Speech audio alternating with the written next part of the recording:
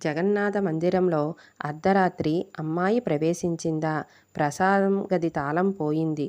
సీమా పరిహార్ అనే అమ్మాయి జగన్నాథుని దర్శించుకోవడానికి వచ్చింది. కానీ ఆ అమ్మాయిని ఒక్క పూజారి కూడా లోపలికి పంపించలేదు. ఎందుకంటే గది తాళం పోవడంతో అందరూ కంగారు పడి గది తాళం వెతికారు. కానీ దొరకకపోవడంతో త్వరగా మందిరం తలుపులు మూసివేశారు. కానీ ఆ అమ్మాయి వాళ్ళ అమ్మ ఆరోగ్యం బాగాలేదు. అందువలన ఆ అమ్మాయి మరుసటి రోజు ఉదయానికి వెళ్ళిపోవాలి అనుకుంది.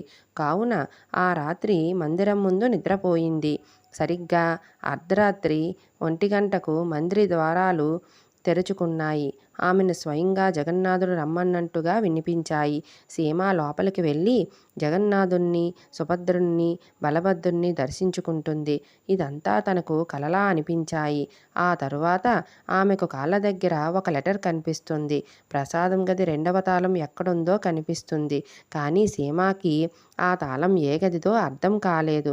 కానీ సీమ గది కోసం వెతికింది. ఒక పురాతన గది కనిపిస్తుంది. దానిని ఆ తాళంతో తెరుస్తుంది. తెరచి చూడగా ఆశ్చర్యపోతుంది. ఆ గది నిండుగా వజ్రాలు, వైడూర్యాలు, నగలతో నిండి ఉంటుంది.